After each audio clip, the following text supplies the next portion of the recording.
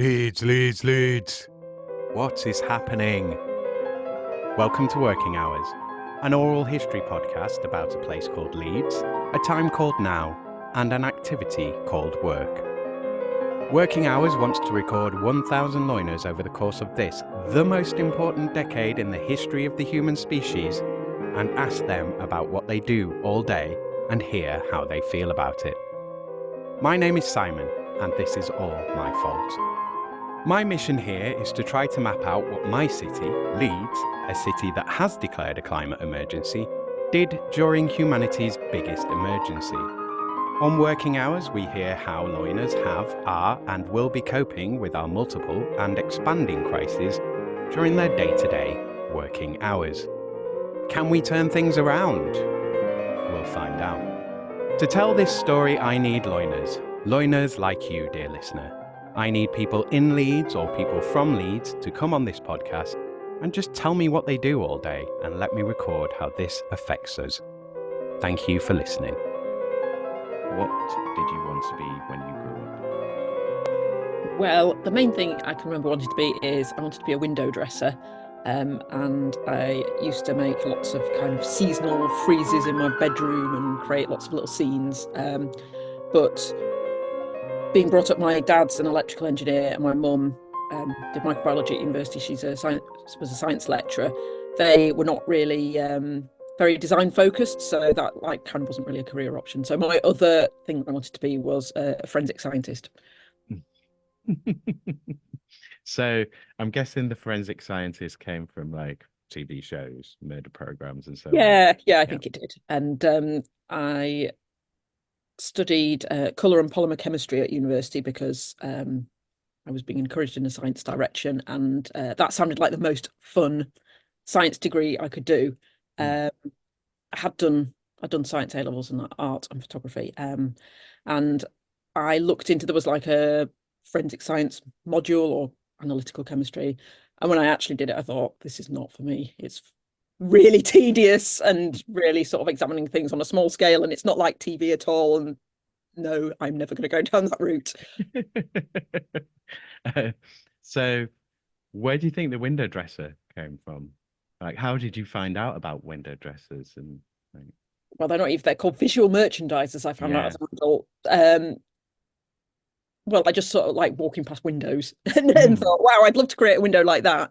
But it wasn't, I never thought that would be something that I would actually do. I think it was I didn't really know anything about that kind of career, but I was always fascinated by windows. Like when Harvey Nichols opened in Leeds, rushing to that window, and I just really love that kind of design, and the fact that it can be quite fantastical and not just like merchandising suits or something like in Marks and Spencer's, but kind of creating fantasy in a window. I always found that quite exciting. In a lot of ways, it's sort of because they're kind of like adverts, but in 3D, right in front of you rather than on the TV. So yeah, I was quite interested in adverts as a kid as well, which was a bit weird. And I used to record adverts, well, on a VHS, obviously. Just not because I'm not really very susceptible to advertising, but I'm interested in the psychology behind it and things. And the visuals. You're obviously a very visual person. Yeah, and the visuals as well. But I like the kind of ideas behind the more clever adverts. I was quite interested in that. Cool. You're listening to Series 5, Episode 6, and to my guest, Charlotte Raffo. This is another Zoom interview recorded on the 23rd of January, 2024. Hello there. So I did record a video intro for this episode to go on the video version available on YouTube, but it was a mess, so you've just got audio. I could shoot the intro again, but this is already super late and has taken me ages to put out. So apologies for the delay, and with that out of the way, let's hear about Charlotte. Charlotte Raffo has lived in Leeds since 1997. Her award-winning business, The Monkey Puzzle Tree, collaborates with Yorkshire artists to create locally made fabrics and wallpapers with a twist and a conscience.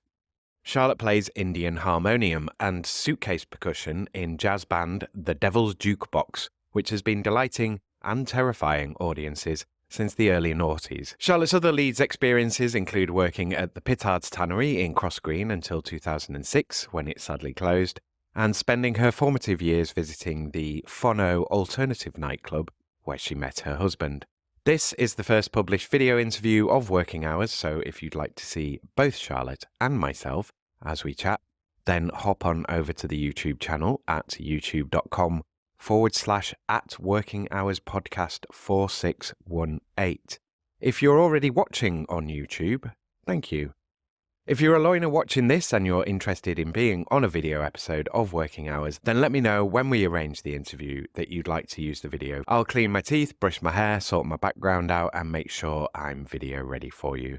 Something I wasn't so much ready for this time. One final thing before we crack on, if you're a regular listener to the show, then please go and watch the YouTube version and please subscribe to the YouTube channel. This will help the show massively and the cost is literally just a couple of clicks. Anyway, thanks for listening and I hope you enjoyed the chat. Right, let's do this. Episode 116 of Working Hours with Charlotte Raffo. So I'll jump straight into what is it you are doing now then? So I now have my own business, which is called the Monkey Puzzle Tree, and I collaborate with artists who are based in Yorkshire to create quite innovative and unusual fabrics and wallpapers for interiors with a twist of conscience. So I do a design collaboration with artists, and I try and find artists who are it's really not trend based, I guess. So what I'm trying to do is find an artist who's like really got their own style and they've maybe been doing it for a few decades and it's completely them. And then I work with them. Often they're artists who haven't done print and product before. And I work with them and do a lot of design work with them. And then we create a fabric or a wallpaper, and I'm trying to make something really innovative and use different materials, and we make it locally. So yeah, that's what I do, fabrics and wallpapers. Okay. So how did you get into that? Well, that's quite a long story. It's a bit of a convoluted. I started the business in 2016. I launched in 2017. So yeah, I've been doing it since then. My first job was in a tannery, making leather in Cross Green in Leeds. And then I was made redundant from that in 2006 and became a fabric buyer and product developer at Mamas and Papa's head office in Huddersfield. I was there for 10 years before I started my business. So it's quite a kind of odd stepping stone from having a chemistry degree, I guess. Yeah, well, I'm guessing it was the chemistry degree that took you into the tannery. Yeah, that was that was just like one of the most fortunate things in my life, I think, to get that job where I'd realized, like I said, about the forensic science thing. And I think I loved science maybe like 150 years ago when you could kind of do big things, physical things and discover things. But now it's not for me. I'm not a kind of molecule prodding person that wants to work in some big corporation with like hundreds of other people. And like your impact is, you don't really make anything yourself. You're just doing like a tiny bit of it. So that wasn't for me. And I went for a couple of interviews and I was like, oh, what am I going to do? Is this like for the rest of my life? And then I saw this advert to work in the tannery in Leeds. And also I didn't want to leave Leeds. I'm from Harrogate. I'd gone to Leeds University. Didn't want to leave Leeds. So I had this crazy really thing that I was like, not only going to apply for jobs within a 5-mile radius of Leeds Centre. And I saw this job for the tannery. I nearly didn't apply for it because there was a typo and it said that the application had to be in on by the 4th of March, I think. And it was actually the 24th of March. And it was in New Scientist magazine, and they'd never advertised in New Scientist magazine before. So it was a complete fluke that I saw it. And I went for the job before I'd even finished my degree and got the job. And it was just the most amazing thing I could have done, really. I think probably for me and for them in a way, because this tannery, they employed about 280 people, I think, in Cross Green. It was quite smelly. They took raw hides in at one end, which was called the wet end, and then they made leather for like high-end leather goods like Louis Vuitton. So the kind of pale beige handles that you see on the classic Louis Vuitton bags, and then some of the other ranges that we did for them, and shoe leather for golfing shoes and camper shoes, and they supplied Marks and Spencers and football boots, all sorts of different things. And I was just brought in to kind of do more exciting product development. So I think they saw that I was a bit arty as well. So I just was really allowed free range and did things like scanning my hair into a computer to create kind of different effects, and then printing that pattern on metallics on leather, and knitting string and press. They had these huge presses and pressing that into the leather. And I just kind of had the run of the factory and just walk around. I was pretty much the only girl on the shop floor. I was 21. I'm probably one of the only few people with degrees, I'd say. So it was kind of quite a tough environment in some ways. And I had to go, a lot of these guys were paid piecework, and I'd have to sort of persuade them to stop what they were doing to try my experiment. So that was quite a good learning experience, but it was so great to have hands-on experience of all of those processes in real life, which I think hardly anybody gets that now because there's so little manufacturing in the UK, and to just be able to sort of wander around and learn. Like, I wasn't under much time pressure, so I just sort of go around and talk to all these guys about what they were doing and why they were doing it. Then I could make up new processes, and it was really exciting job. I loved it. Yeah. Okay, so we'll stick to what you're doing now, because now I'm fascinated by that. So but yeah, so where should we go? Should we jump straight into questions, or shall we? No, let's talk a little bit more about your business and sort of that coming about then. So kind of setting up, what made you take that jump, and how long was it before you did the jump? Were you thinking about it for a long time, or was it something that you just like, oh, well, I'm going to do this? No, I wasn't thinking about it at all. So when the tannery closed down, I was looking for another job, and obviously there's not many tannery jobs. So I was like, what to do? So I went and worked at Mamas and Papas, where I did buying in well, first of all, I designed some pushchairs, like the fabric parts of the pushchairs, and then I did textile buying. So I did a lot of travel to China and Taiwan and Europe. And then sometimes I'd get people from local fabric mills coming to try and sell me things, and I'd be like, I wish I could use that, but I can't because it's just too expensive. And then I was made redundant after 10 years. They had a restructuring. And then it was that really that forced, I don't think I would have left that safe job. I mean, kind of always wanted to do something a bit different, but I don't think I would have taken that leap, to be honest, on my own. So when I was made redundant, I just said, right, I'm just going to take a few months off to decide what on earth am I going to do now, because there's very limited, that kind of role, there's very limited jobs in the north. I didn't want to move to London. So I took some time off, and then I had some friends who were artists who weren't making much money, and they fancied making fabrics. Particularly my friend Sarah Thornton, who's a Leeds artist, and I've met her through my kids. And she said, oh, I'd love to make some fabric. You could help me. And I was like, yeah, that's not really a job though, is it? She said, well, why don't you help me, and then you could pay a royalty back. And that was kind of how the idea came about for the business. So she was the first one. So I created a fabric with her called Rita Does Jazz, which we still sell. So I was designed in 2016. I'm quite pleased that that's still selling quite well, nearly 8 years later. And that's how it started. And then I found some other artists and did lots of designs like that.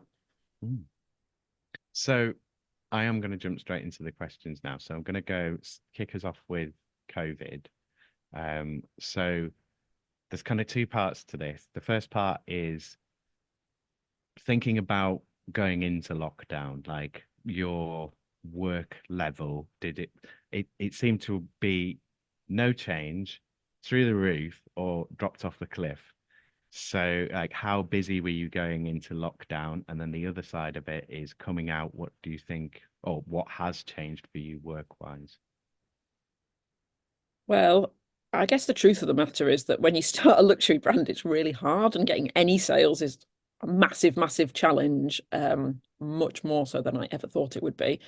So the reality was that when I went into COVID, I was not making many sales anyway. And COVID started and I still wasn't making any sales, but kind of in a way, it was a bit more relaxing because when you start a business, you get all this kind of media hype about how well everybody else is doing. And like, oh yeah, we've done 6 figures in a year and all this. And actually, when COVID started, kind of, it was a bit like, oh, everybody's in the same boat. So actually, I don't feel so bad about my own business. And I got a government grant. So in some ways, it wasn't a great time for the business. But I just kind of was like, well, there's nothing. I kept working and I kept sending out. I do newsletters, so I sort of up those once a week.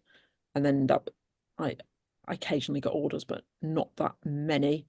I know a lot of online brands did really well. I didn't, because my product's quite involved and usually involves a decorator or bigger work rather than just buying a small product. So I didn't do that well sales wise, but because I had the grant, I wasn't kind of terrified. I just thought, well, I'm just going to have to kind of keep my head down, keep putting the newsletters out and hope that things get better. I mean, was it like a total pivot into, did you go hard into social media, or were you always quite social media focused? I'm not naturally a social media person, but I'd always done a lot of social media. My main sales come from doing London trade fairs. Most of my sales are made in London to interior designers, so I couldn't do any trade fairs, so that was a big thing. So I tried spending that money on Facebook ads, and that didn't work. So but for me, because it takes a long time to make a sale, I don't know that at the time. It's kind of in hindsight, I can look back and say, no, that didn't work. So yeah, it wasn't a great time for the business, but I'm still here. So yeah. So what do you think has changed for you from that time? Has it changed how you work at all, or has it forced? Are you more online now with your working? Do you meet people in person less, or is that come back to about the same? I don't think it's really made much change for me, because with my kind of product, you really have to see it to appreciate it. So I spent a bit more money on social media during lockdown, realized that hadn't really worked, and that most of the really great things that happened had come from the trade fair. So I went back to doing the trade fairs and meeting people. Most of my clients are in London, so doing lots of London trips. So I'd say that no, it's not really, other than I guess there's a bit more willingness to have Zoom meetings now, which is sometimes good, but for me, not always that great, because it's a product and you kind of have to see it. So yeah, I wouldn't say it's made a huge difference to me. Yeah. And it's a visual product, but it's also a tactile product. You're not just doing. Yeah, it's very tactile, and because it's quite high end as well, it's better in real life than it is in photographs, I think. So usually when people see it, they're like, wow, this is better than we thought it was. So yeah, it's definitely the kind of thing that you have to see in real life, I think. And trade fairs for me, I guess, because I'm based up here, and that's quite a big disadvantage in my business, I think. If I do a trade fair in London, I might get like Elle Decoration or different magazines, and I've got a Guardian article, the other people come and visit me, whereas it's very hard to get a Zoom with press like that, just sort of without having that exposure to trade fair. Yeah. There are some brands and manufacturers still based in Leeds, and like in terms of your fabrics, how do you base your purchasing? Is that depending on what products you're making, and like, are you trying to focus on local or? Yeah, so I got a bit of a rule that everything's made within 100 miles of Leeds, because the tannery that I worked in closed down, and that sort of whole community of people that worked there broke up, lost their jobs, and a lot of them didn't really get employed elsewhere, and all those skills that people had learned over decades. I'm quite passionate about supporting local manufacturing, so I've got this kind of loose 100 miles rule, and each design I do, there's a huge amount of effort and time that goes into that, and close work with the supplier. So yeah, it's a sort of case by case basis. Like the one you can see behind me, I actually had that woven from scratch in this tiny little mill in Barnoldswick. You're not supposed to say it like that. I can't remember how you're supposed to pronounce it, which is the Yorkshire Lancashire border. I had it woven and then it was printed in Carlisle. So yeah, everything's done kind of very, very locally. As much, well, it is done very locally. Even the inks are made in Yorkshire on that fabric. So yeah, that's quite important to me. Have you had, because I mean, it's sort of high-end stuff, so I'm imagining it's really for people who can afford it, sort of thing. Do you get, have you done any like film work or TV work or anything for, other visual mediums? Yeah, a tiny bit. Yeah. I'd like to get used. We did one for. I got asked for some fabric for. I can't remember what it was called, but it was like a Batman spin-off. But it was the one thing that we didn't have in stock, enough of it, so that was a bit gutting. Oh. But yeah, I have been approached by quite a few film people and sent samples. But again, I think it's this in this industry, you need to see people repeatedly. So it takes a long time to get those kind of contracts. Yeah, and plus it's that whole getting the product, and even when they've bought it and they've made the decision to buy it, it's sort of how happy they are with it over time.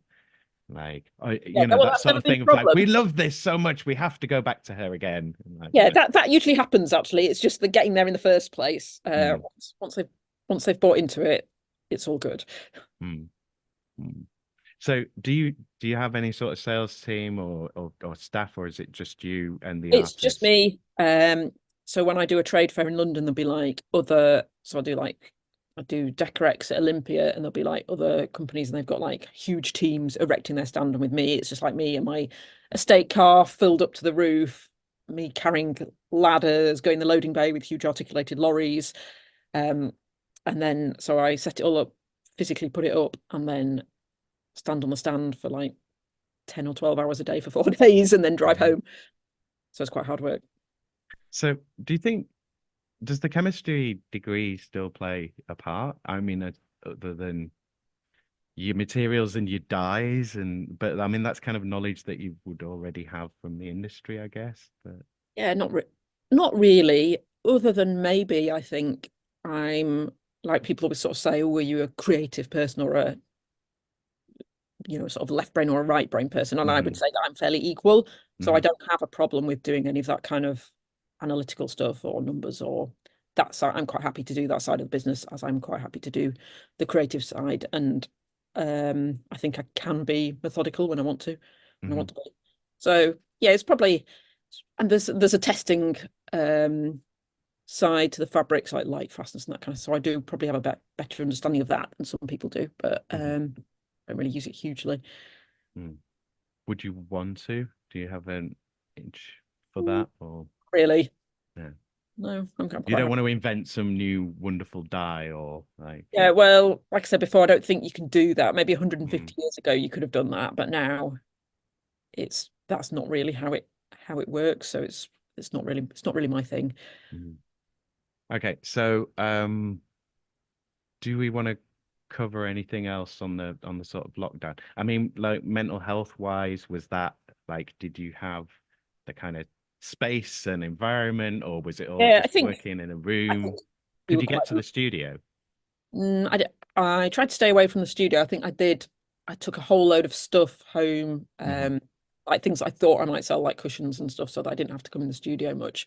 I took all my plants home, so I didn't have to water them. So yeah, I mostly stayed at home, but we're really lucky. We've got quite a big garden and reasonable sized house, and we're all fairly introverted in our family. So my husband loved it. He said it was the best time he'd ever had because he didn't have to meet people. And I suppose I kind of do a lot of things, and sometimes I probably over schedule myself. So in some ways it was quite nice to not feel like I had to do anything. So I think we were exceptionally lucky, really. And our kids were old enough to be manageable, but not so old that they were kind of like, they were about probably 11, maybe 8 and 10 or something, so they were a fairly good age really for the lockdown. So we were very fortunate. Yeah. So let's do social media, because we've touched on it. I mean, how much time do you spend on it? What I want to look at is your sense of return on investment for social media. Is it like a chore that you have to do that you don't feel that you really get value from? Or is it like, I enjoy this, I know what I'm doing, and I get the results that I want? Well, for a start, I was on, until I started the business, I wasn't on any, well, maybe I got a Facebook account, but I certainly wasn't a social media person at all. So I purely would say that I've done that for the business. I mean, I think my kind of product, it takes maybe years to get people to buy often. Like sometimes people make a quick purchase, but often, like I've got a contract with the Hilton Doubletree in Leeds. So put wallpaper in 29 of their rooms. That's going up at the moment. That contact was somebody that I met in 2019. And it's just happened at the end of last year. So it's not like, oh, I do a post and then I sell a load of stuff. That just doesn't happen. It's like years and years of building, I suppose, that kind of trust. And I feel that if I post regularly, then at least if people come to my website or look on my Instagram, they know that I'm genuine. Like they could look back through years of similar posts of what I've been doing. So I think that helps. So yeah, I don't love doing it, but I don't mind doing it either. Kind of, Have you got like a strategy for it? Do you have like a kind of brand sense in mind, or? No, I just kind of post a bit of what I'm doing and sometimes a bit about the artist or how we make things. Yeah, I wouldn't say I've got a huge strategy. I sort of tried that and it's not really worked. So Working with artists, though, that's got to be a benefit sometimes. I mean, like, I know plenty of artists will struggle with their own social media, but like visually they can do stuff, and and some of the artists are really good. You'd think so, but all the artists I picked are really introverted and hate social media, and that wasn't very good business. That wasn't a very good business. So I think I do a lot more posting than they do. And even getting photos of them has been very challenging. So yeah, that's not as helpful as you'd think it might be.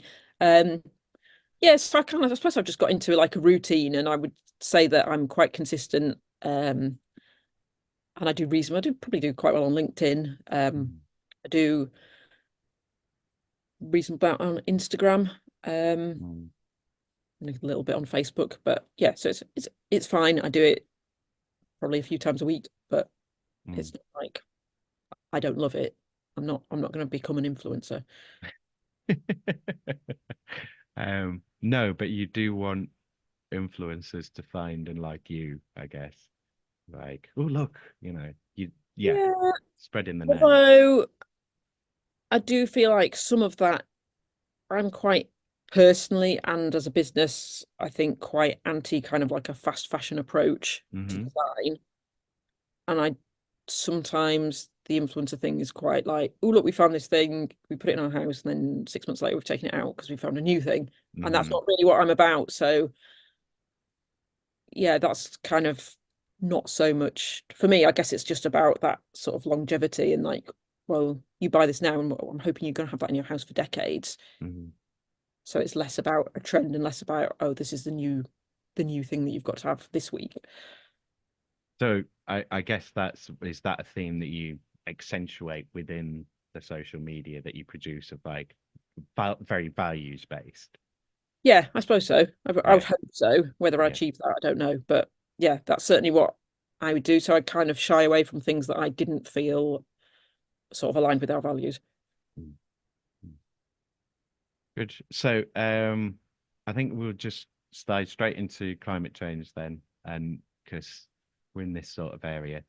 So in terms of the climate and climate awareness and so on, can you, within your role, or do you do anything with regards to promoting awareness and also promoting adaptation, mitigation, and so on, or taking active steps? I mean, you've mentioned fast fashion, and so I'm already thinking you've got a commitment to kind of reducing landfill and, you know, excessive impacts and pollution and so on, and like say you values-based organization. So yeah, how does it play into your work? Yeah, I mean, it's a slightly tricky one because at the end of the day, I'm making product. So I'm Mm, kind of aware that, you know, I am making stuff, and whatever stuff you make is mm. essentially not necessarily a good thing. I try and make that product in the best way that I possibly can.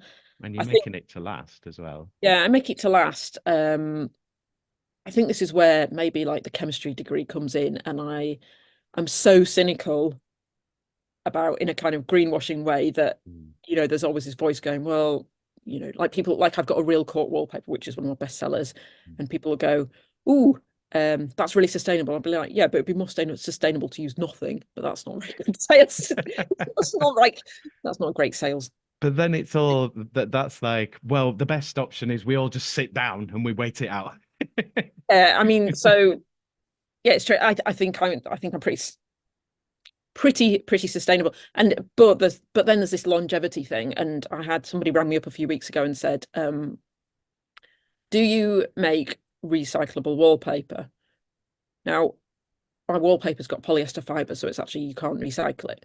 Well, plus, and you glue it to walls, like, Yeah. and So are I was you going to like, get well, what sort of glue no, would you need for that? but because it's very strong, that it's a better product. Mm-hmm. It's a longer lasting, easier to put up, Mm-hmm. higher quality product that lasts longer. And my kind of take on that is, well, if you get a decorator in, the guys are probably eating a sandwich out of a plastic box that's got more plastic Mm-hmm. than the wallpaper has. And Mm-hmm. I'm hoping the wallpaper is going to last, because you spent so much on it, that it's going to last 20 years at least. Mm-hmm. So I could take that polyester content out of the wallpaper, make it recyclable, but then also I'm relying on somebody who takes it off the wall in 20 years' time to put it in the recycling, and it's got paste on it. Mm-hmm. So in that way, but then what's more important is like single-use plastic. If the person who's put it up has eaten a sandwich out of a plastic box and chucked away their coffee cup, Mm-hmm. that's, so I think you kind of have to take it as a whole. So probably maybe I think about it a bit too much. But yeah, I definitely make efforts, and like on a personal level, we sold a car, so we've got one car as a family, so I walk nearly into town every day. And there's hardly any waste in the business because everything's really expensive, so I don't throw anything away. Even the tiny scraps that are left of fabric, I usually put on business cards or stapled to flyers. So yeah, I think I'm reasonably sustainable within the realms of making a product that people are buying. But you know, you have people are going to make things, you know, Yeah, and I like guess need to make things. if people choose this as a, rather than choosing something else that they've bought cheaply that's been made abroad and that they're not going to love as much and they're not going to keep for as long, then that's a good thing. Mm-hmm. But also for me, the kind of ethical part of it's very important as well. So we pay a 20% royalty to the artists, um, of the sale price, which I was quite naive, didn't realize quite how difficult that would be in terms of making a profit, because that's actually quite a lot of money. And that kind of supporting local manufacturing thing, that's super important to me, as well as the environmental side, which I think kind of comes with making locally. Yeah, they go hand in hand because you're shortening your supply chain. You're ideally employing people with better conditions who can, you know, produce better, work better, and you know, have better general social outcomes. Yeah, I So, think there's lots of advantages to producing locally. I mean, I would never say that producing abroad is, I mean, I worked with some amazing factories in China and Taiwan when I was at Mums and Papas, and they were great, and they were lovely people, and they were quite environmentally conscious. So I don't think it's right to kind of just go, oh, it's all bad. But there is definitely an advantage to producing locally. And even from a design point of view, just having that more control, being able to visit your supplier is great. So I mean, it sounds to me like that was a consideration going into the business and starting the business. Like, has it always been a Yeah, value, definitely. as they would say? Yeah. Because I think that's the way to do it. You have to design the business with that in mind. It's not something that you can necessarily bolt on afterwards unless you're a huge company that can afford to invest in, making changes like that. Yeah, I guess that's always been a thing, probably before it was a thing to do. That was just sort of what I decided I wanted to do. And I think because it's so hard to have your own business, I'm a bit like, well, if I'm going to do this, I'm not going to make any compromise. Otherwise, I might as well get a salary from do something from someone else. If I'm going to do it, it's going to be on my own terms completely. So I really don't compromise in the business. Design, I don't compromise in design or ethics at all. Remains to be seen whether that's not for a business. Perhaps not. But I mean, you're still here. I'm still here, yes, and I'm doing okay now.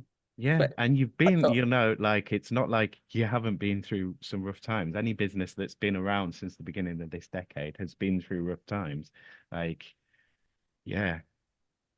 It's been quite tough. And I think the financial situation is really not helpful for me. But have you ever done market stalls or like have you thought about having a shop or having a place in a similarly, like in a shop that shares similar values or whatever? Can you display anywhere like so people can interact with the product? And yeah, sadly it doesn't really work. Right. I think the problem is my product is too expensive to sell up north. Well, too expensive and too I don't know what you could say, design forward, like not conservative enough. So I've come to the conclusion that a lot of the people who have a lot of money in the north have got money by being, maybe they're in finance or tech or they're lawyers. They're not creative people. So when they go to spend their money, they don't want to spend it on some really fancy, slightly off the wall fabrics and wallpapers. That's just not their thing. They might spend it on a car, or if they do the interiors, it's probably going to be quite minimal. So my customers they have to be fairly wealthy because it's quite expensive, but they tend to be people in creative industries, which is, I think, why most of them are in London, because those people, that's where the creative industry salaries are higher. So what I found I've done a few things locally market, and I literally sell nothing. And there's a big north-south divide as well in cost. Like I have some cushions and they're £120, and I had an interview with a London journalist who asked me what was wrong with them to make them so cheap. But then if I had them in Leeds, people are sort of going, how much? Can't spend that. So yeah, that doesn't really work. I did have my products in the Dowsing and Reynolds shop that they had in Victoria Quarter, which was great. That closed after a while, but I think it's very involved to make the kind of purchase decisions. So it's mainly through interior designers. So it's really about me presenting to interior designers, and then interior designers present those concepts to their clients. That's how it mainly happens. I wouldn't like to sit in a shop all day. So although the idea of having a shop's quite nice, I guess it would have to be in London, really, because I don't think there's a big enough market up here. So I don't think that's going to happen anytime soon. Do you advertise? Do you do any print advertising or paid advertising? Like I'm thinking, do you advertise in like interior design magazines or? Not so much paid advertising. I sometimes get like I had a headline article in the Guardian last year that was really good, but that was through PA. They picked up on it. I haven't paid for it. I have had some articles in Elle Decoration and things, but I mean, I don't really have the money to pay for print advertising, and I think you have to do a lot of print advertising to get any traction, and probably the investment is not. It's a long-term brand building thing. It's not like you put an advert in and you immediately make lots of sales. So yeah, it's not for me at the moment. Okay. We've done social media, haven't we? We'll do Brexit. So I don't know if you shipped internationally or did before. Obviously, some of your product has come from overseas and so on in terms of supplies you've mentioned. No. Okay. Oh, in my last job, none of this does. No. Okay. So yeah, has it affected you at all? Have you seen any effect? Yeah, it's a bit of I mean, exporting to the EU is now an absolute nightmare. I'm still attempting to do it. I think most businesses of my size aren't. It's very, very challenging. I don't make a huge amount of export sales, but I do make some, and when I make them, they could be like a £3,000 sale. So for me, I'm a bit like, I don't want to turn those sales down. I've done a lot of trips to Paris, and last year I had there was an event at the embassy, the British Embassy in Paris, that I did to present my work to Parisian interior designers. And that was really good. But at the back of my mind, I'm always thinking, if I buy stuff, it's going to be a nightmare to export it. And the sort of help from they're not called the Department of International Trade anymore, whatever they're called now. They haven't really known how to manage it. They haven't known what's going on because they don't know what's going decided. It's super difficult. I had a guy in Ireland who bought some of my cork wallpaper, and he so I sent it out. I couldn't tell in advance what the duties were going to be because there wasn't any way of calculating at the time. He got it, and I think he'd spent £800, and then when DHL delivered it, they said, oh, the taxes are €200. No, they were more than that. Anyway, it was like half the value. So he turned away that shipment. The shipment had cost me £150 to send, plus the cost of the product. And then then DHL sent me a thing saying, well, we could charge you £120 to ship it back, or we could destroy it. I was like, well, then I'm out of pocket. And if he wants a refund, I've lost hundreds of pounds. Luckily, eventually he accepted it. But those kind of things make it really hard, I think, as a business to know what to do, because for me, but that's one instance. If you scale that by any number, that's huge losses. It's huge losses, and you're on thin margins anyway, like you say, because you've got to pay everybody else. And yeah, it's really risky and tricky. So yeah, I am still exporting occasionally and just sort of hoping for the best. And now I won't do it unless I've got their phone number. I can talk to them about it and say, well, look, there's going to be some duties and we can help you out. But I can't say exactly what the duties are, which is a bit frustrating because my product is so unique that people can't get it anywhere else. So in a way, it's not really price sensitive. They're happy to pay often if they know in advance. But obviously, you don't want to pay an amount for something, and then it arrives and you get this huge bill. You want to know in advance. So for me, it's just like, if I can tell them how much it's going to be and say, then they're usually happy to pay. So the barrier for export for me is not the money, it's the administration of it. So when you're making a product for someone, I'm guessing it's always just like you're not making anything that you're just making and just selling. It's always to order, and I'm guessing it's always an amount. No, is that wrong? No, because I use really unusual processes and materials, and sometimes more sort of old-fashioned techniques like screen printing. There's always a big minimum. So, and like this fabric that I made, I had woven from scratch. So to set up a loom takes like at least a day. So you can't just weave 2 meters of fabric. The loom's massive. It has to go through that big machine. And same with the printing. It has to be like a print run's usually at least 100 meters. So I do what's really bad business sense, and I design something with the artist I think is really great, and I get it made, and the processes are usually quite intricate and complicated, and then I try and sell it, which is great for design, and that's why I've won a lot of design awards, because nobody else does that, because it's not a particularly economical way of doing something, but it is a way of creating something that's completely unique, and I think does stand the test of time as well, as shown by the fact that we're still selling our old designs really well. So yeah, that's how I work. Yeah, I mean, it's like,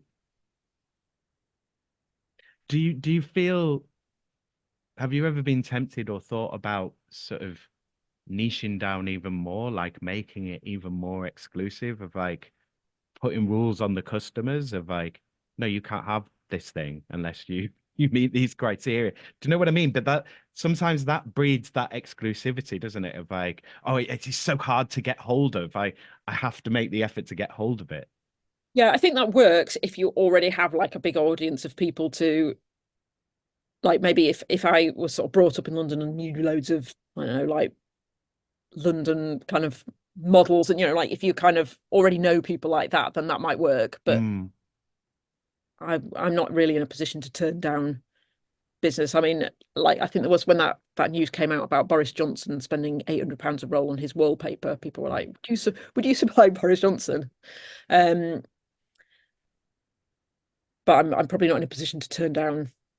Of course you would. He's a paying customer. Why? Well, yeah, and as my husband said, well, it's kind of like a Robin Hood business. You have to sell to well-off people because they're the only people that can afford to buy that. And then you're giving the money is getting redistributed. It's coming up north.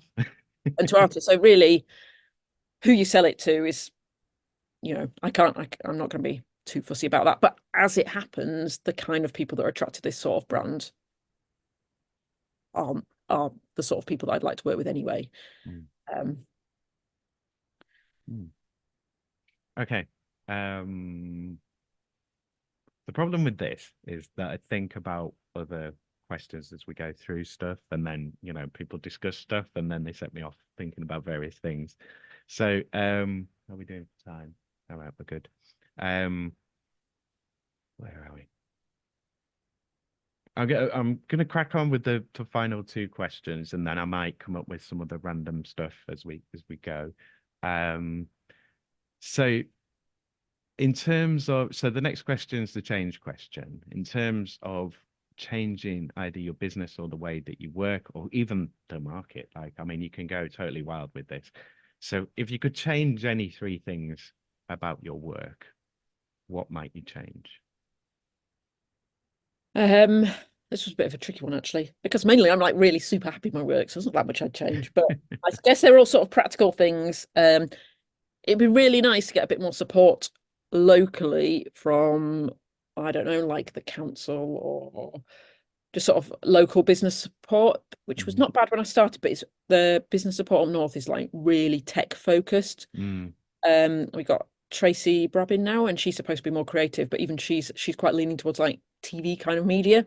I don't feel like there's any support for product businesses, and I feel like I get a lot more support in London than I do up here, which is a little bit frustrating, especially as I feel like I'm kind of championing the north, and there's no, like, on your own.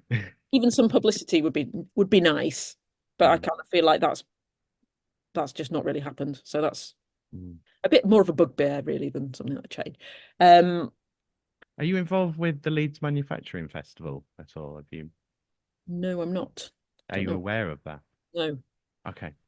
I'll send you some bump on it. But yes, things like that. Like you say, there is some manufacturing support. Like I'm noticing, and I want to try and get more locally made stuff on, on the interviews. But yeah, it's not as promoted as it should be. And I think especially after COVID, we definitely need to be thinking about, well, we need to make stuff here because we can't always rely on stuff coming from the other side of the world.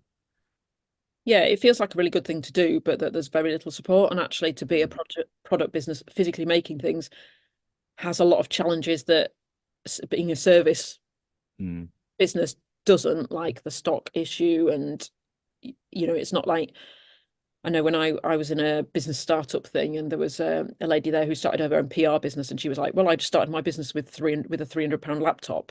I was like, well, that you can't do that if you're making product. It's hugely expensive and involved, and you don't necessarily start making money straight away as well. If you're selling your time, there's a lot of disadvantages with that, but at least you get some money in on a low investment to start with. Whereas if it's a product business, it's really challenging. The other thing I put, more networking. I keep asking on LinkedIn, is there any sort of networking for product businesses up north? There's a lot of the networking is kind of full of like accountants and service businesses, which is fine, but it's kind of nice to network with people in similar industries. So I just tend to go to, I think I went to London 7 times between September and December last year. And it would be nice. Are you driving or are you on the train? No, I'm on the train. Well, and that is my other bugbear. Yeah, because it's like it's too unreliable. Absolute nightmare. They're so unreliable, and like, well, they're expensive as well, but the expense wouldn't be so much of an issue if you could rely on them. So Yeah. you can't book meetings near the trains. Like if you've got a morning meeting, you have to go the night before because you can't rely on the train. So yeah, that's a massive bugbear of mine, public transport, which kind of leads on to the climate change thing as well. I don't know if you're not really. I really try and use public transport all the time, but if you're not that incentivized, why would you? Yeah. Well, it's like, yeah, they're not made it any easier. Yeah. So that's one. Yeah. So I've kind of got mine are very, very boring, really, just about kind of networking and support up north, public transport, and I'd like, well, I guess I'd like to make more sales. That's what I'd like to do, essentially. Okay, let's say say I don't know what scale it'd need to be, but say, you know, your orders, your business doubled, trebled, quadrupled. At what point would you need to bring in people to kind of handle the workload and so on? And yeah, I mean, is that somewhere that you want to go, or would you keep it of like, I want to keep it under my control. I don't want this to get out of my hands. So would you have a kind of limit on how much you grow and how much you I can don't think I'd sell? have a limit, but I think it's self-limiting because of the value side of it. I think you're going to get to a point. I think because it seems to me it's like the logic of a podcast growth sort of thing. It's like over time, your network's growing, but it's growing slowly, but it'll reach a kind of point, like a tipping point where it'll get big. Like, you know, people, all those customers over the years, and some of them coming back to repeat, and they'll start coming back at the same time, and they'll bring other people in. And like ideally, and I think that's probably where it'll go. But it's like, are you digging your heels in for the long run for this, hoping for Yeah, that? Or... definitely. Yeah, and I think that's happened. Like I got this Hilton order, and then I've got this 5-star hotel in London that I think is going to happen. So that's quite a biggie, and that might come with a lot of publicity. But they take years, so it's like, you know, in the meantime, if you're an accountant, it doesn't look like a great business, basically. But yeah, I think that's starting to happen. That it will get bigger, and I might need to bring some people in, but because I don't physically make the products. So actually the time it takes me to, all the time I spend is like marketing and sales and design. If you had somebody doing that who was like dedicated and who was really good at it, Yeah, that's... I could, but actually with social media, I quite like doing it myself because I feel like then you're kind of like there's another step away, and sometimes if I've noticed with more corporate like Instagram feeds, because they're not as personal, they're less engaging. So I don't think that works as well. So I'm kind of quite happy to keep doing the social media. But yeah, it doesn't take, I can make a pretty big sale. It doesn't take me that long to package it up and send it out. So from that point of view, that's the good thing that I've got compared to a service business. I think that, I've got the product here, so I need to measure it out, package it up and send it. So that side of the business is quite good. Could you go back to a job now? Yeah, I think maybe. Yeah. I think that leaving the business behind would be, I wouldn't want to do that, but that's not because Go on. because business means a lot to me. But yeah, I mean, I did like work for people for 18 years or something, and it was fine. So yeah, I don't know. I'm probably quite a different person now than I was then. But yeah, I wouldn't say no. I'd never work for someone. Because I get a sense, I mean, obviously correct me if I'm wrong, I get a sense that you sort of, because I'm a bit like this with this, so it's like I do want it to grow, but I don't want it to grow too big, too fast. I want to keep a handle on it, and like I've got ideas of what it is and what I want it to be as a brand and so on, but I haven't got there yet, or I haven't got a sense that I've got there yet. Do you feel that you're still kind of building that identity, that brand, that you're sort of refining it and kind of discovering it for yourself, and you don't want to make that too Not really. I feel like I'm quite confident in the brand and where it's going and the values and everything. I think that's pretty. I've been doing it for quite a while. I feel dead stuck in that, and that I guess what'll happen is when I start making more money, I'll do more and more designs, but not tons of them. But I think the designs will probably get more and more out there. But that's really working so far. I can go to a top London interior designer now, and they like the new stuff, which everybody else thinks is like too crazy. And then the people that are maybe not so ahead, they like the older stuff. So that strategy is now working really well because I've now got the older stuff and the newer stuff. So it's kind of finally working out. So yeah, I mean, I'd like to do a lot better just so that I can pay the artists a lot more, which is always nice. And yeah, make more designs. But I'm not interested in being rich personally. I kind of have most of the material stuff I need. So it'd be nice to be able to go out for an occasional meal or have a coffee out, but that's about the limit of my aspirations, really. Or go into a fancy restaurant and see your designs. Well, see the products on the walls. Yeah, I can kind of do that now. So yeah. So I had another question for you then, but I've forgotten it, as I so often do. So we'll jump into the UBI question. So if there was a universal basic income, how do you think that might change your work? Sometimes with this question, it might change your work in terms of people, more people being able to afford the product and so on. So your sales could potentially go up rather than just like work, you reducing your amount of work. But do you think it would have any effect on your work or how you work? No, it would have made my life easier. Especially starting out. Yeah. I've always been very frugal, so that's kind of helped. And the fact that when I started the business, I wasn't in any debt really. So we've been able to kind of really sort of subsist on very little to support the business. So yeah, that would have been a huge help for us. And I guess it would really help our artists who are, a lot of them are really, really struggling, just so that they're not to have which is kind of what I'm trying to provide for them, is like a more consistent, regular, even if it's just a small income. So I think it would hugely benefit us and make us more able to do more creative work, I guess, because I think I've been in quite a privileged situation that I've been able to do this. I think overall it would enable more creativity if you're not kind of having to have this big income.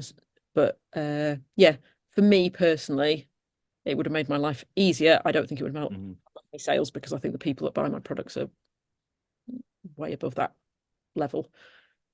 It would, but like you say, it would impact the designs, because it would support more artists, and it would give more artists, the space to be artists and to provide more designs and so on. Yeah, although I only do probably like one design a year at the moment. It probably costs me, if I do a new design, it usually costs me about £10,000 to produce it. So at the moment I'm doing I didn't do one last year because things were quite tight. I'm doing one this year. And I might do a couple next year if things improve. Okay, well, how are we doing for time? We're only an hour in. So right, we'll do the bit. So I'll throw it over to you before we go into the socials and stuff. So is there anything that we haven't covered, or any aspect that you'd like to kind of talk about, or anything at all that you want to talk about, that you want to kind of flag up or say, I have a burning ambition to say this on a recording? You go. Not really. Oh, I don't know if this counts as a job, but I'm also in a band. Oh yeah, we've not mentioned the band at all. Sorry. Yeah. Yes, you did mention that. So I've been in the band since, I think, the early noughties. So probably nearly 20 years. So it's a bit of a crazy jazz band called the Devil's Jukebox. And I play Indian harmonium and suitcase percussion. And then we've got a ukulele, a huge banjo bass, which is quite an unusual instrument, a clarinet and saxophone and vocals. So we played the Domino Jazz Club on Sunday. So we do various gigs, usually fairly locally, because I do the driving and I don't want to drive a long way. But yeah, so that's a kind of interesting little job that I do on the side as well. So yeah, how long did you say you've been doing that for? About 20 years, I think. So I'm the youngest member of the band, and I think Jim, who plays clarinet and saxophone, I think he's 82. Whoa. So How long's the band been going then? well, as long as I've been in it, so All about right, okay. odd years. Okay, so I thought you meant youngest as well as like you've been No, in it less time. Yeah. the others were in a different band called Mondo Suave previously, Right. maybe 10 or 15 years before that. Cool. Yeah. Does that fit in quite nicely and easily? Does that ever get a bit much? I mean, how regular is it? It's always a bit much. It's always a bit much. Yeah, especially since I had kids. My kids are a bit older now, so it's not too bad, but it was quite tricky when the kids were little. Yeah, it's quite a lot of driving and lugging stuff about, and it's quite tricky playing in central Leeds now because, and I'm not anti this, but actually to drive into central Leeds and drop your gear off and park is horrendously difficult.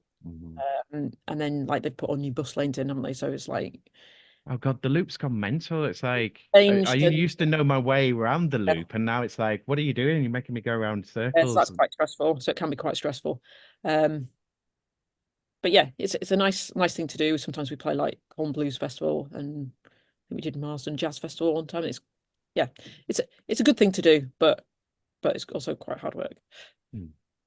Yeah, I mean, like because obviously a lot of people are in bands, you know, at various points and so on.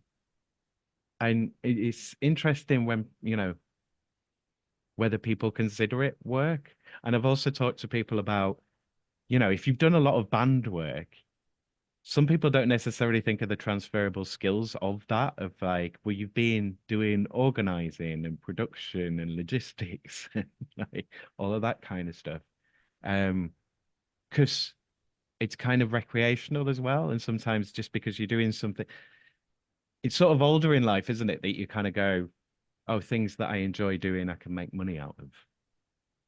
Yeah, not a great amount of money, I have to say, especially when you take time that it takes you from when I set. Sometimes it's like 9 hours from when I leave my house to coming back, and so between five of us, it's not a great hourly rate, but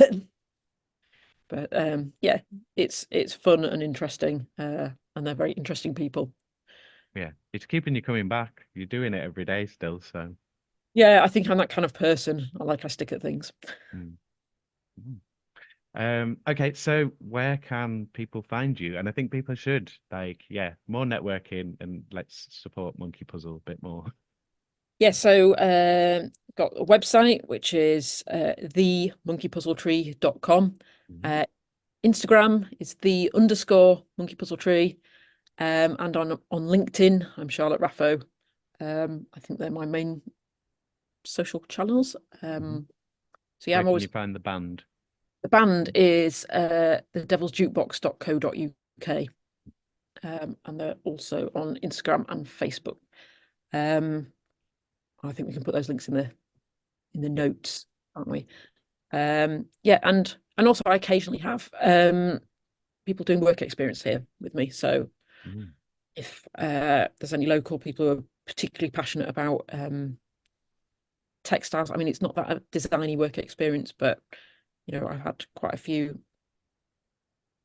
people doing work experience, which has been interesting for both of us, I think. How much have you gone into the history then with the textiles and stuff? Have you got quite nerdy with like the history and Leeds of productions and like, or is your interest more? Yeah, where does your interest lie in that? Because I know people who have done textile stuff, you know, and we've got a good school at the university, and then obviously we've got all the history in the city of it. Like, what's your relationship with that kind of stuff? I think I know a fair amount about textiles just because I'm interested in just like vintage clothing and that kind of thing, and I've always been interested in interiors. But I wouldn't say that I was like super. I'm not the sort of person that sits down and does loads of research, and I kind of like that. If we do a new design, I'm not looking at loads of other people's stuff because I don't want it to become sort of derivative. So it just, obviously you're always influenced by what you see, but I don't go out there like trying to swat up on loads of stuff, and then I don't want to regurgitate something that looks like everything else.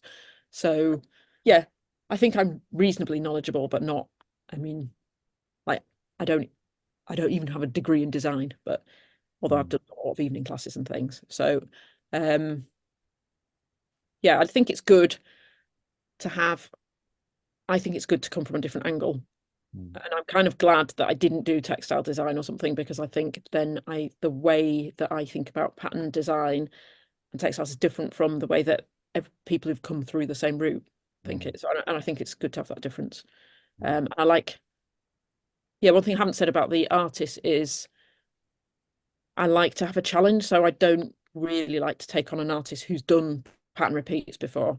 I want to take like the most difficult, sometimes most difficult person, but it's the most difficult piece of work to turn into a textile, because I think with that, it's like if you put lots of barriers in place, and the same applies to making locally, then you kind of, you're forced to come up with something more unique, because you've got all these things that you can't do.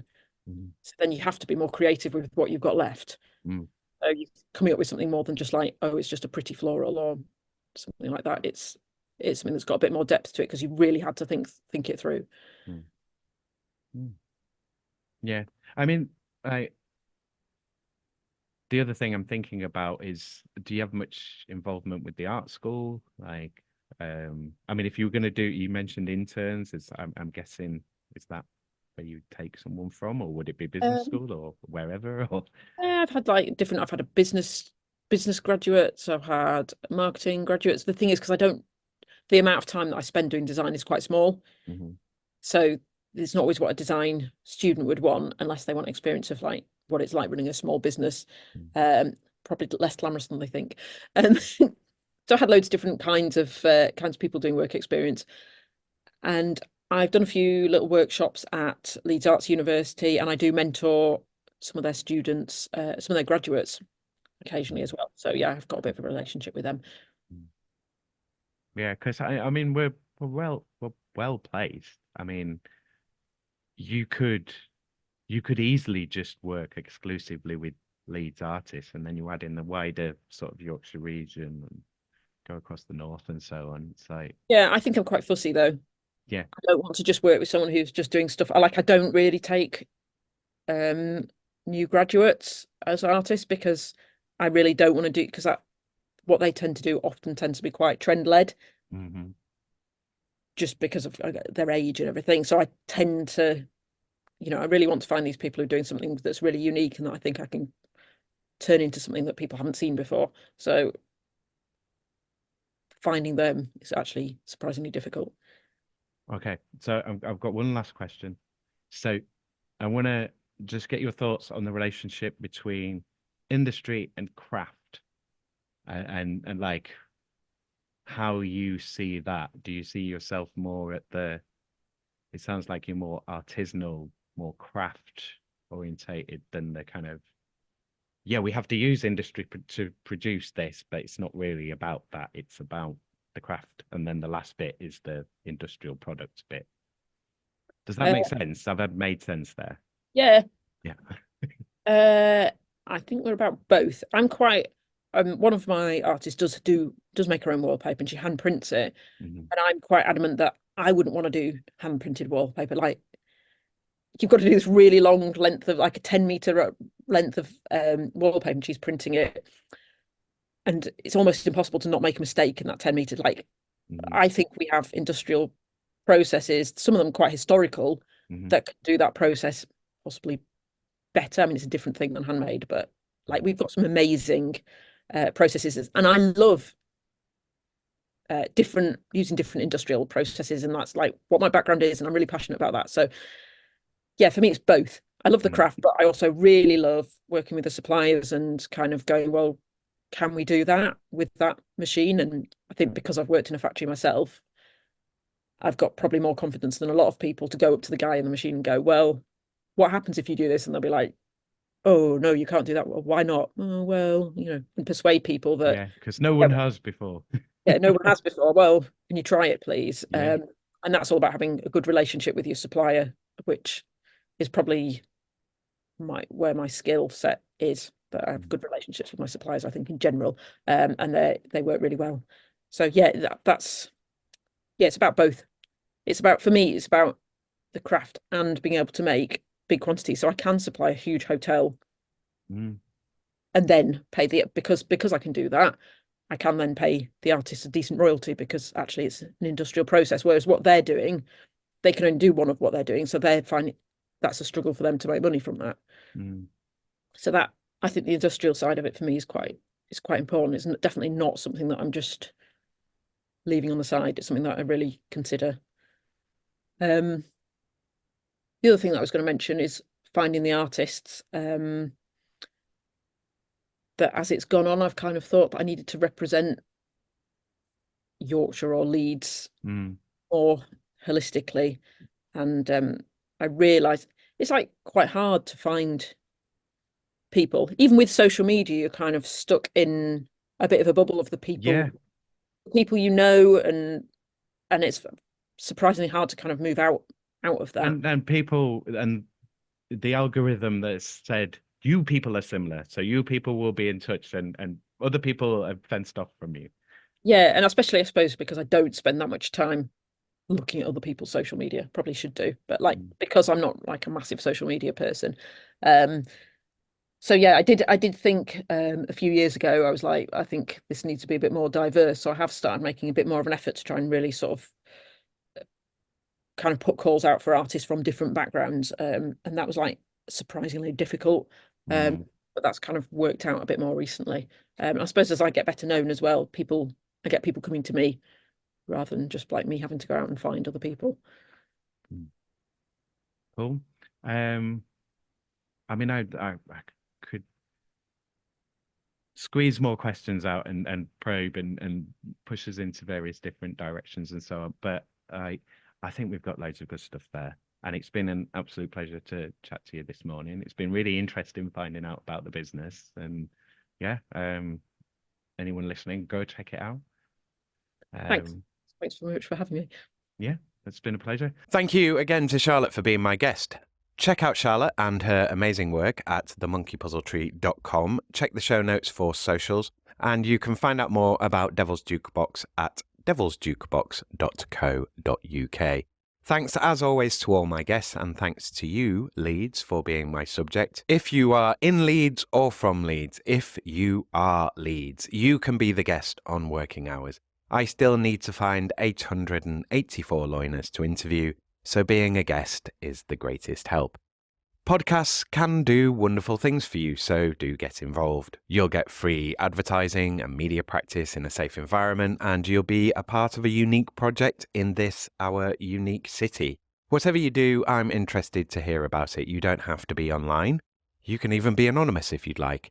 Thanks for watching this on YouTube. Please leave a like and hit subscribe. It literally costs you nothing, will be a massive help for the project. Please consider sharing this episode with anyone in your network who might enjoy it or who you think might make a good guest. If you're new to Working Hours, then have a dig around in the other episodes. There's some fascinating people in this fascinating city. If you'd like to contact the show to be a guest or just to ask a question, email workinghours@workinghourspod@western-studio.com. We're back to just audio next week and for the foreseeable future, so don't forget to follow Working Hours on your preferred podcast player. If you can rate the show 5 stars on any app where you can rate, that will really help. Please also put your notifications on so you know when the next episode drops.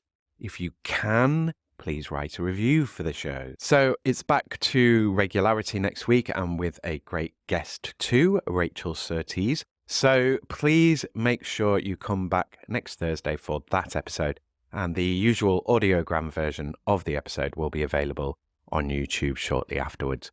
Okay, that's me. Work for peace and plan with kindness. Cheers, ears. Take care out there and be kind to each other, Leeds.